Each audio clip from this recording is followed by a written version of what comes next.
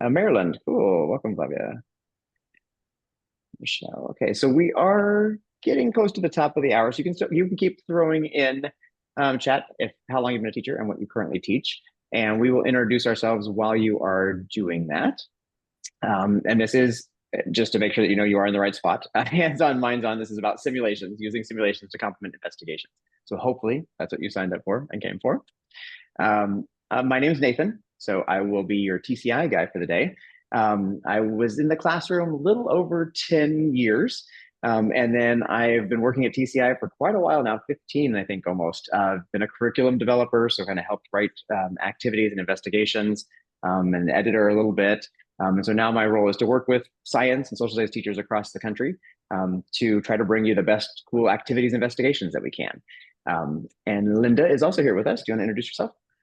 Hey everybody, my name is Linda Stegeman. I manage the partnerships team here at PhET. I was also a classroom teacher. I taught for 10 years in math and science, particularly high school chemistry physics. I did have exactly one whole year of middle school teaching before I realized that middle school is just not meant for me. So I have been in ed tech now supporting science teachers for the last 5 years. Awesome. Thanks. And then we also do have on the line Ginger is from TCI as well, and she'll be helping us out. So Ginger, I won't make you introduce yourself and come off, but like she will be your chat person. So while you're chatting, Ginger will also help us as well. Oh, good. You are coming online. Yes. Yes, I'm Here's Ginger. alive. Hi, everyone. I'll just be here monitoring the chat. So if you have questions or any comments, I'll just be filtering them. There will be a Q&A section at the end, so I'll just be collecting them for that section. Great. Great. So a couple housekeeping things. So what Ginger was just talking about is that we have two methods that you can communicate with us. So, like you're doing right now in chat, as everybody's doing a great job of doing, you can use the chat. Kind of typically, that's what Linda and I will be trying to like look at and answer questions and use most often. So, just general reactions to things, general questions you have. Chat is great. The Q&A is really good though if you have like a specific question that you definitely want answered. So if there's something like, oh, I need to know this, like I have a question about TCI or I have a question about something, then Q&A is good in case it gets lost in the chat. Sometimes the chat can get a little crazy. So Ginger will make sure to monitor that and get your answer there. And then we don't typically use the hand raising. You can raise your hand. I probably won't notice it, but yeah, I would rather you do chat and Q&A if you can. And then it looks like everybody's chat is already defaulted correctly. Zoom sometimes can be kind of funky and like it'll default to sending your chat to the host and panelists. So just make sure that you are chatting to everybody and everyone is what it says. And that way we can all interact with each other. Any questions on housekeeping? Here's the agenda. So what we're thinking of today is introducing just kind of what simulations are. And if you're not familiar with that, we'll introduce PhET to you. And then we'll look at an example or two of a simulation and active learning in the TCI programs and materials, and then kind of talk about best practices for simulations and see if you have questions. And we hopefully will not go the full hour time here. So hopefully we'll be pretty concise so definitely pay attention to the beginning part here, interact with the beginning part here, and we'll try to kind of efficiently move through everything for you and have a good time while we're doing it. So starting off, Linda, do you want to introduce us to PhET? Awesome resources they have. Absolutely. And in the chat, let me know, have you ever used PhET before? And if so, what's your favorite PhET sim? And for those of you who haven't heard of PhET before, I'm here to help blow your mind today. PhET is a nonprofit organization that was founded in 2002 by Nobel laureate Dr. Carl Wyman. He won a Nobel Prize and used his Nobel Prize money to help make math and science education better. And so he created these simulations called PhET Sims. PhET is actually an acronym. It stands for Physics Education Technology. But you move on to the next one. We created these simulations, and one of the unique things about PhET Sims is that they were very research-based and research-backed. The goal was never to just make something fun and shove it out to students and be like, we made science learning today. It was always to ensure that the materials given to students were actually effective. It's important for them to be engaging. We want the simulations to be something that is relevant to our science classroom and that the students want to do, but they also needed to be highly effective. So every PhET sim is partnered with research projects. There's been over 14,000 research papers written on the efficacy of PhET sims across the entire globe. So time after time after time again, these sims have been shown to be incredibly effective and also highly accessible to a variety of students. So at the end of the day, the ultimate goal of PhET is always to make learning STEM more like doing STEM, saving everybody some materials and time, and bringing science directly to you. So many people say they've never heard of PhET. Oh man, so many good resources for you. So PhET now has over 170 simulations, and these run the gambit. There is a little bit of everything for everyone. So we have math and science simulations, particularly physics, chemistry, biology, earth space. And then for math, they go as young as number pairs, like what does the number 6 mean? How is it broken down into different numbers, all the way to calculus. You have science concepts going from density to quantum mechanics. So there's a little bit of everything for everyone. I do see a question. Are there any PhET sims for dissections? No, we are still growing our biology catalog. So the fun thing, all of our sims are funded using grant projects. And so whenever folks ask for a particular simulation, we have to find a grant to fund it. It costs about $150,000 to $200,000 to make a simulation. So these aren't like small grants. We're going after very large grants. Yeah, no, that's pretty impressive. It looks like a lot of people have used there's like probably 2 or 3 people that put the atoms simulation in there, Oh and yeah. like the modeling, like that one's a really cool one. I've seen that. Yeah. Fun news. Build an Atom got a new update that releases tonight. So you Oh, are the nice. first to hear about it. Build an Atom just got major update. You can go on to our Cool. next one. Cool. Right. And just in case you haven't seen, there are some new simulations that came out. We actually released the top 4 that are on this slide at the end of the school year. So like May 15th, 16th, we launched 4 new simulations. So don't feel bad if you haven't seen them yet. Definitely check them out. There are some awesome things there. So quantum coin toss, number pairs, quantum measurements, and models of the hydrogen atom for my chemistry teachers. If you're talking about atomic history, that is the sim for you. All right, awesome. And actually, that is an interesting question about the dissections, because we have a dissection in our cells program with a frog dissection, and we did get a lot of requests. Like, so we kind of, I mean, it's not a simulation, but we basically ended up doing kind of like a little mini series of videos.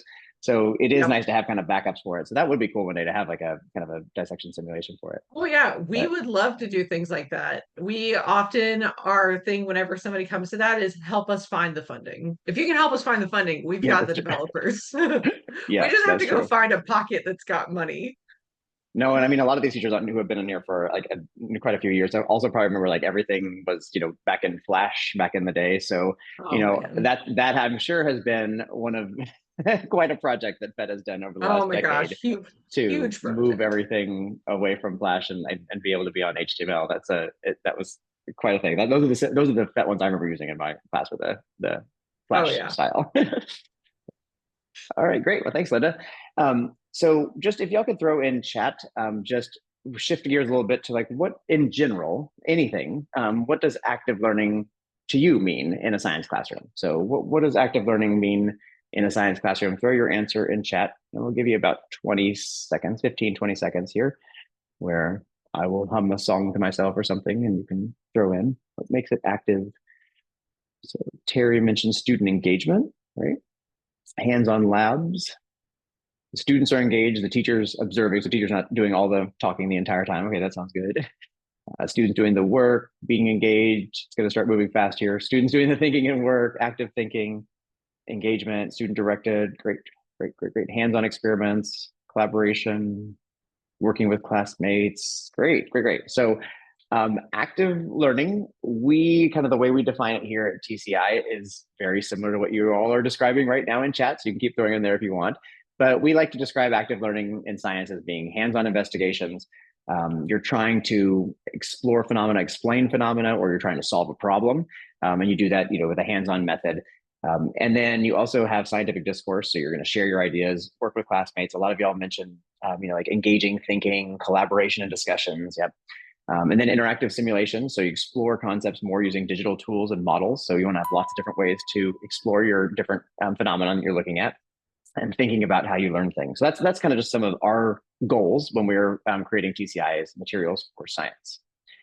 And so in this video, it might be a little tough to tell what they're working on, but it's actually an engineering activity that students are working on. If you can throw in chat, where in the video, what are some aspects of the video that you see active learning? So it doesn't really matter. Good. If we, like, actually do Lots of those. Don't. Do lots of them. Different colors, Bodhi. Good. And you can both help out. That's perfect. And look down your paper, Bodhi, and yeah. And then I will mute it. And so some of the things that you saw, and play it again. So I'll mute it this time and play it again. But some of the things you saw are students are collaborating with each other. They're experimenting. It looks like if you can see in the background, there's like they're playing with different lasers, trying to like experiment lasers. I think in this engineering activity, students are trying to design a communication system. So they're trying to use different light methods to design a communication system when they're creating it. So I'll play it one more time. And then my second question is, how might a simulation be helpful here? So how might a simulation help with this kind of investigating that students are doing? Look at my camera. How could a simulation help students with the investigation they're doing?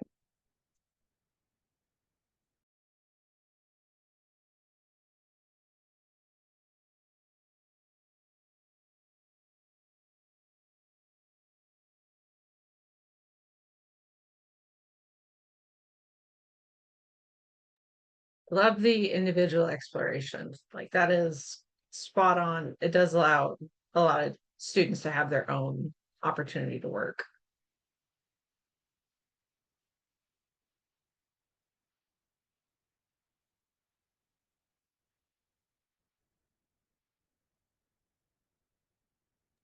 Couple of suggestions. So like maybe things that could help here in the simulations are like if students are just playing around with that red or green light, I mean, maybe you could have them light up the sources. You could have simulations look at different variables, so test different variables. That's a good idea.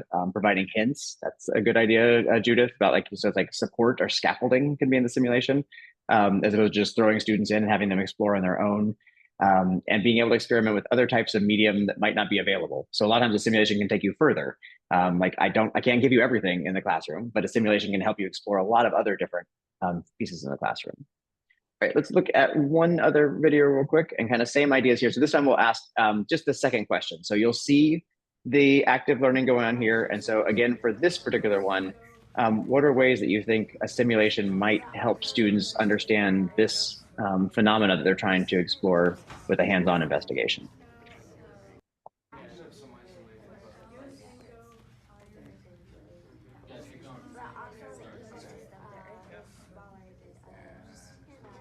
Sorry, I'm going to have to keep going on and off mute just because I've got a sinus infection and a wonderful cough.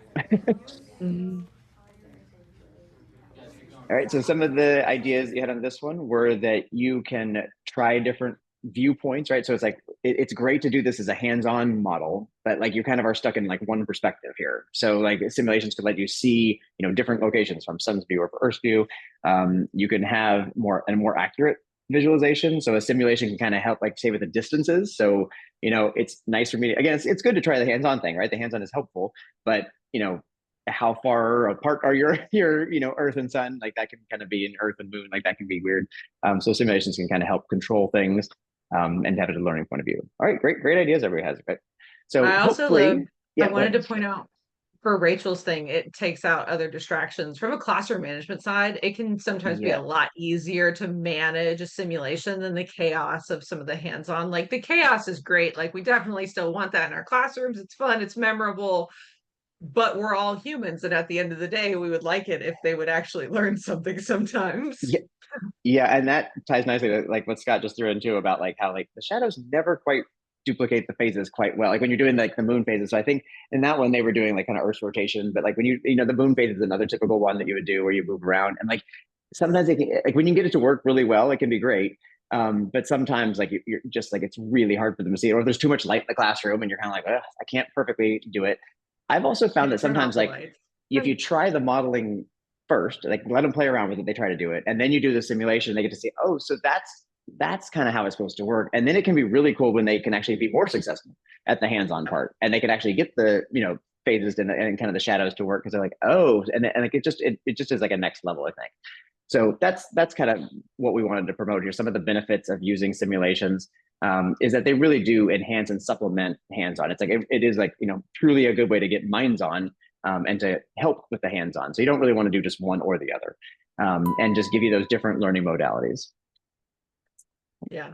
And it's definitely something when we talk with teachers about using simulations, one thing that we always stress, a simulation is not intended to be a replacement for hands-on learning. Nobody is saying that you should completely get rid of hands-on learning in your classroom and just chuck it out the window, like stop doing anything with beakers. Like that is not what we're saying. If you have the ability to do the stuff with beakers and you can pull out the sticks with your planets on it and that works for you, great. This is here to supplement that and to enhance what you're already doing inside of your classrooms. The goal of a simulation is either to provide the perfect scenario that we're then going to go see the real world later, or to explain the real world that they just saw. So oftentimes you're using it in conjunction with an activity. That's not to say that we don't have teachers that do all of their activities online. Some folks, even in the chat, said they are in a completely online environment. This has been a game changer for them. Absolutely. Do not send home chemical kits to your kids. They don't usually go well. Yeah. So some of those you should not do the lab on your own. Please, safety matters. But the simulations are incredibly engaging. And like somebody said, if they want to go explore something, they can go explore it all by themselves. If a student's got their own device and they want to check the mass box inside of gravity and orbits, cool. They can go look at that and explore, and it doesn't impact anybody else in the room.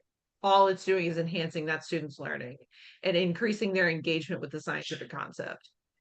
And it's often going to be a lot easier to support multiple different learning modalities within your classroom at the same time, because there is still only one you and hopefully less than 30 of them in a room with you at a time. Hopefully. So there are a lot of benefits to using simulations. There are obviously some drawbacks. It is an online simulation, so you are on the internet. They do require internet with electricity, so there are some limitations to sims, but for the most part, the simulations have been designed to be incredibly easy to implement and to use in every classroom on this planet. Okay, great. So let's go take a look at one. And so there are a couple different, and there's simulations that are spread throughout a lot of the TCI materials. So we just want to show you one example of how it would work in this waves one. And then if we have time, we'll look at weather and climate as well here. And so I'm going to switch over to, this is our teacher account and student account. So this is our WAVES program, one of our middle school programs. And I'll just show you those at the end about the options for the programs. And what I've opened up here is we have like these different options where you can have, kind of reading, there's an investigation, and there's a video activity. So I've opened the classroom activity part in this tab here. So this is the classroom activity. And this investigation is called Making a Rainbow. And so we'll just kind of walk through it here. So just I promise we won't be too long. So just play along, like kind of do it as kids. I think it'll kind of give you a sense of how the simulations can be embedded and then how they can be successful. So just real quickly, I'll play this video and we're going to ask you this question of what do you see going on here when you're watching the video, and then see if you can explain kind of what kind of phenomenon is going on here. So there is let's see it play. Okay, so in chat and show, what are you seeing going on here? Just observations that we make.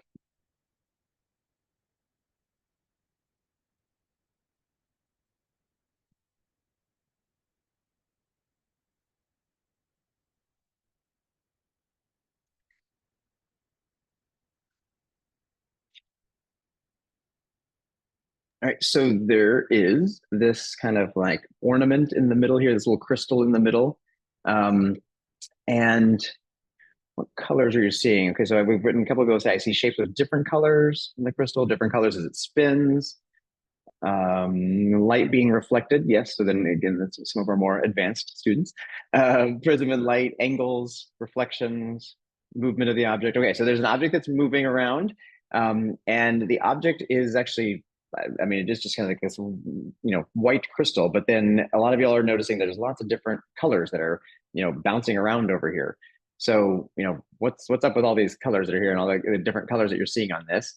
So it says this ornament has sunlight shining on it. So you can see some of the like kind of reflections of the sunlight. And so the question is that can we answer is why do you see flashes of different colors when the sunlight is shining on the object? So at this point in a lesson, are we ever expecting students to know the answer to this? No, not yet, right? So like it's kind of like get students starting thinking of the science discourse and have them start to make some predictions of why they think this phenomena is occurring. That like this object might be kind of clear white color, but then when the sunlight hits it, we see all these different colors that are coming off of it. And obviously, because many of y'all know this information, some of your answers are totally giving away the answer, but we wouldn't expect students to know the answers yet. So that video introduces a phenomenon first, and then the next slide it says kind of what we're going to do. We're going to investigate how the ornament separates out different light colors. And on your table, you have a prism. So students would be physically given a prism. So like in our kits, there's a prism that comes with it. And it describes what a prism is. I won't teach you that. And then again, ask students to kind of make predictions here about what parts of the structure they think might break apart the light here or cause this different colors of light to be coming out here. There's also these teacher notes, these orange parts that appear at the top. And so this one is kind of neat about it's like it gives a little background information for the teacher. So saying that we're actually going to have students are going to have LED flashlights that they're going to play with. They have kind of white and different colors flashlights. It also says you could use sunlight if you want as a source and go outside and actually have students use sunlight with their prisms if you want to do that instead. And then there are also tips here about like kind of we're going to encourage students to investigate freely. The goal is for them to find out as much as they can on their own first about how a prism forms and makes a rainbow. So you want to have them investigate with the materials. There's some other different questions that you might ask as students are investigating. So then students get to investigate. So let's find out, experiment with your prism. So the students would take their physical prism and experiment around with it. They would just try to record their information about like what they think is happening with the prism and just trying to get it to do as many colors. And you actually usually need to take, if you've done this in the classroom, like it does take time because it's not this, I forget who it was, a couple of y'all mentioned earlier, right? It's like whenever you're doing these hands-on things, right? It's like, it doesn't just magically like pop up. You have to get kind of the right angles and the right amount of light. And so you want to give students time to explore here and see if they can, come up with making a rainbow. That's kind of your goal here. And in order to do that part. All right, and then the questions, like, so that after they've played around for a while, you have them start to think about these questions is like, does the prism reflect the same amount of color? Is the prism absorbing color? And did the prism transmit and refract color? And I was remiss to tell you this is investigation 2 in this lesson, so I probably should just go back to this real quick. So when students are doing the investigation, there actually was the first investigation on developing a model of color. And so students had this kind of hands-on like a stations activity that they went through. So they first went through a series of all these different stations where they learned about splitting light apart. They learned about mixing light, disappearing colors, filtering light. So I probably should have mentioned that before. They've learned like the basics of this. So they would have learned like the definition of, kind of refracting and reflecting and kind of like started to learn some of those pieces, but they don't know everything about it yet. So sorry, I skipped that part. So first students would do that. And then so they have some of these words, but they don't really know how they work yet. And they don't really know the in-depth of it yet. So they're just playing around with it with the hands-on part. Any questions so far as you write up? So like this is kind of the hands-on starting part of the first investigation.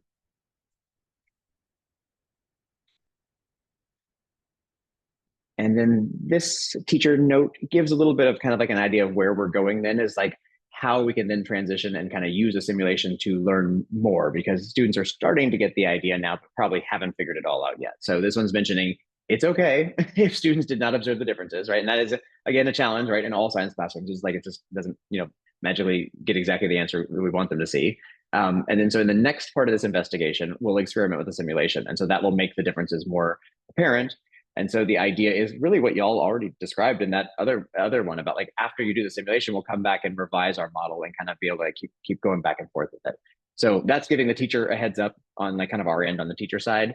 The students would, after they've tried this part, they would then try to do like some sort of model. So they would do a diagram that would try to start to explain how can you make a rainbow from a prism. And why is a rainbow appearing from a prism? And they, again, aren't going to know it all, but like they're starting to get the idea of it from that first exploration. And then is when it says, well, now let's try to transition. So like we tried the hands-on part to start to get some evidence that we gathered. Now let's look at the simulation of a laser shining into a prism, and then see if this can help us further understand kind of how the prism is working. So there are a few questions here. So this says, what path does the red light take through the prism? And does it match the path that you described in your model? So when you tried it on your own, and then it says use the colored slider to change the color of the laser. How does the path of the light change when the color of the laser changes? So these are kind of like the two big picture goals that we want to try to figure out from the simulation. And there's a lot of ways to access the simulations inside of our teacher like account. Like we have like this slideshow is kind of the easiest way. We also have it like on the student, like inside the notebook pieces. But in the slideshow, it's also built in right here where it says like, select the middle simulation for prisms, choose the triangular prism from the lower left. So we'll click that. Sorry. And then we'll drag our prism up here. And then we want to see when we turn on the red light, what does it do? And students can take a little time to play around with. I mean, I think this is important to kind of just like, it is a straight line first, and then we put it over here. We actually recommend that the first time you give students a PhET simulation, give them 3 to 5 minutes to play. Yeah, totally. Especially if you're thinking about your students like age-wise, middle school, you probably want somewhere in the 5-minute range so they don't get bored by late high school, 5 to 7 minutes. That way they have time to explore. That is so important because they're going to try to break it. And if you don't give them time to try to break it, they will try to break it instead of doing your work. So let them break it. It will save you time later. And the only one that's it's kind of annoying that because they're playing around in this part, like they'll hit the like white light one and they kind of see the like, and we get to that just a little bit later. But like totally, you have to do that. You have to like let them like just, I mean, literally, I would say, you take those 3 minutes and just like, move it around. Now you're in water. Now you're in, like just have them play with all those pieces. And then if like, they can always restart it. So that just like, you either click home when you're right here and that'll like take you back to the home screen of the PhET presentation. They actually need to hit the orange button. And then, so reset this in this slide. Yeah. So you're resetting like just this particular part, but you stay in here and you keep it all there. Yeah. And then you can try like the, switching between air, water, glass, history A, history B. Yeah. Like if you don't let them click all these buttons, they totally will be clicking all the buttons. Yeah. All right. So then a couple of the things they're trying to figure out then is, got this up here, you've got the red light that is moving forward. If we put this in here, like, so what happens? What were we trying to ask? We're saying, what path does the red light take through the prism? So what's happening here as the red light hits the, and moves through there? And hopefully they're noticing that it goes from, going in a straight line to, bending or refracting if they're using that term already. And then we also can change the color. So like right now we're in red and I'm going to slide it across. And so we're red and kind of watch what happens if you change the color and then I'll change it back. So you can get a sense then of like kind of how the light is happening. You can have the students can pick, specific wavelengths or they can pick, individual colors as they go through. Yeah, I think that's awesome, Linda. Tori. Our CEO is also colorblind. So he always gets a kick out of this one. And then how we have it structured too is like sometimes we'll have these kind of setup pieces about like specific things that students should explore, and then there'll be questions below. Like how does the low frequency light interact with the prism differently than the high frequency light? So you want to have students like go back up and test. Okay, well wait, so this was the high, this is low. Okay, so they want to see that difference, and then the students would write their answer in here. And then we also have basically all of these questions are also going to be in a physical notebook as well. So students could be writing the answer in a physical notebook, or they could be answering it online. So that's just one way that students would play around with it. And then you kind of take it to the next level would be you'd say, okay, well, like let's go back to the model, right? So like we were trying to do the model of like kind of how the prism was splitting apart the light. So now they can take information that they gathered from the hands-on investigation and then also add information they gathered from looking at the simulation. And then this might be a sample that students might draw to explain, their model of how it's created. And then finally, it says, now let's use our diagram for the way that the prism forms a rainbow to construct an explanation of how the structure of the prism was designed to accomplish its function. So this is tying to the cross-cutting concept. So we tried to build in cross-cutting concepts as much as possible and SEPs as much as possible so that you don't have to do that as a teacher throughout all of our K-8 materials. But this is just to like really focus on that cross-cutting concept. So it's saying, where does the light interact with the prism? And then what happens when the light interacts with the prism? And students get another chance then to play with the simulation, and this time to try to investigate how the shapes other than the prism interact with the beams of light. So they would go back and they can try some of the different shapes to see how those interact with the light. So if you had the red light, and here was our prism before, and then you can say, well, now I want to try this circle, or try the square. And see, oh, it's Sterling, yes. Wonderful. That's very exciting. So, but that's an interesting one to see, like, what is actually causing it, and like how do the shapes, and then like, so why, if you want to get a rainbow, like why would a square rectangle piece of glass not be super effective? So they're starting to get an understanding of kind of like how the shape also matters. And then I think finally when you're doing crossover lessons with geometry or your math teacher, like these are one of those awesome opportunities to go talk to the math department and say, hey, I'm doing light right now, when are you doing shapes? We should coordinate. And you want to get the best walkthrough ever, put two teachers in a room together, both doing the same lesson and applying it to two different things. Oh my gosh, your administrators will fall over themselves. Yep. All right, and then ours is wrapped up then where like students try to construct an explanation based on the hands-on and the simulation evidence they had. And then the final pieces we then have, like we always have like text, like reading that will then connect with it. So then they'd read section 5 and they would like learn some of the vocabulary terms that go specifically with the experience that they just had. And then they'd add that into their model. And then at the very end, you would then go back to that video, right? So I mean, this is the video that you had and see like, well, can I try to explain a little bit more of what I think was happening in this video based on what you gathered throughout? And then they can draw in their notebooks a diagram or a model that's showing what they think is that. So that's kind of like a sample, like a kind of a typical like TCI lesson cycle, and how sometimes the simulations can really help enhance what's going on with the hands-on there. Lynn, any other thoughts on that one?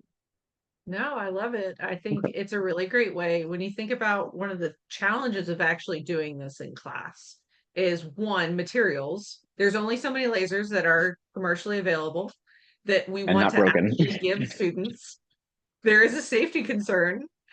And there's also the fact that those prisms are often made out of glass or crystal, which means they break in new and inventive ways every year. So when you think about it from a materials perspective, having the hands-on mixed with the online in that blended capacity, it's going to give you more access to things. And that's always the goal.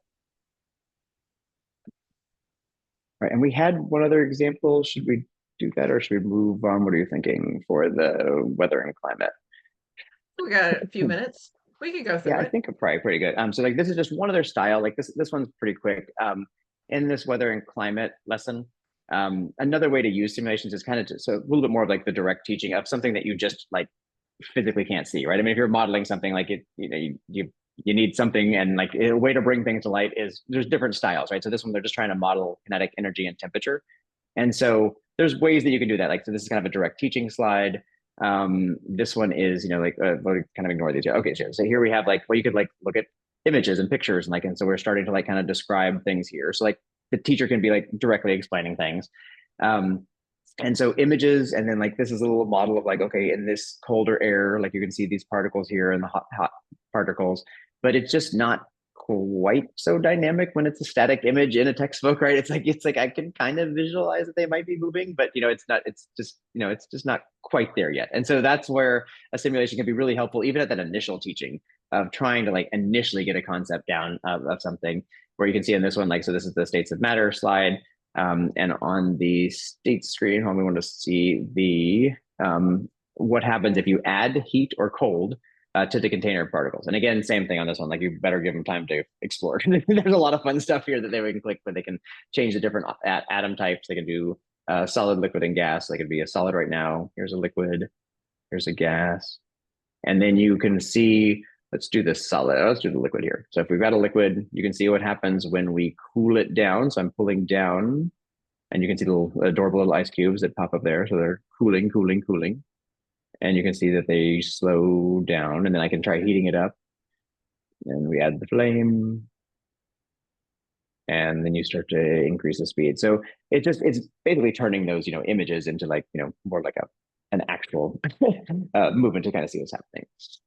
And what's really cool too, if you slowly raise the towards heat, and everybody while he's doing that, watch what happens to the temperature. So at the top of the container, you'll notice that there's temperature. Oh, here, this will be easier just to see it'll be a drastic difference here. So when he's slowly raising the temperature, it is slowly raising. If you've got a kid that grabs that and just rips it up as fast as they can, they'll also see the temperature rise faster because it's kind of acting in a similar way. So it's letting the students be in control of like how much energy, how quickly do you want to add energy or remove energy from the container. I like trying to tell them to like pick a particle and track it across the screen. They get really frustrated. Oh, that is a cool, yeah. Yeah, and you can do, so this is neon, you can do oxygen, little water molecules. That's what my kids usually like to switch to. Mm. Right, so that's one where it's like it's kind of a little bit more of like a direct teaching to give students a sense of like, and then there's other ways that we can then talk about kinetic energy and transferring. But so that's like I think both those methods are ones that I use in the classroom. I think were really important when you're looking at different simulations. So that's what we want to do then. Next is give you some time to talk about like tips for using simulations. Definitely we've shared a couple already. I mean, I think one key one is the like time to explore at the beginning. And really the like letting them get familiar with it and letting them like touch all the buttons and try all the buttons. Linda, do you want to give just kind of like some big picture tips? And then what I would like everybody to do is like if you've used simulations or if you have other like concerns or questions about them or like your own tips, go ahead and throw your tips into the chat while Linda's sharing kind of these kind of key tips here that we have. Yeah, definitely setting a clear goal. Oftentimes that is you gave them a question to go with it. So the reason that those two questions that the students are answering are there is to help structure what they're doing in the simulations. PhET simulations do not have any instructions on their own, and that's intentional. They are intended to cover a wide range of topics. When you provide the question, you are really honing in and saying, this is actually what we need to get out of it. And that's why we're not on the intro tab doing this other thing.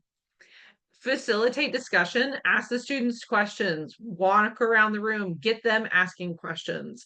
Once you can get them talking about the science, they will naturally go off on their own, especially if it has to do with something where they're like, oh my gosh, look at what I got it to do. My planet exploded, or I got the top to catch fire. Like those are top tier moments. Let them have them. And what I like to do in my classroom was I use the simulations as my reference point. So I use the States of Matter sim when I taught States of Matter because I am not an art teacher. The art teacher was my mother-in-law and she taught down the hallway. So whenever the kids would say, you should draw this on the board, I was like, that was the wrong person. You're looking for her. She's down there. I don't draw. So instead, that was my projected up on the board and draw over it. That was my opportunity to connect back and constantly say, you remember when we saw this in the simulation? This is what it means. And use that as a shared experience that everybody has. And now I'm not wondering, I wonder if this kid's ever seen condensation on the side of the glass, or I wonder if they've ever been cognizant of an ice cube melting. Let's just have a common shared experience. And giving the students that opportunity to summarize and reflect at the end is really important. They need a moment to gather their thoughts and deliver them to themselves in a lot of ways. Make them talk. They can learn a lot by just talking to one another.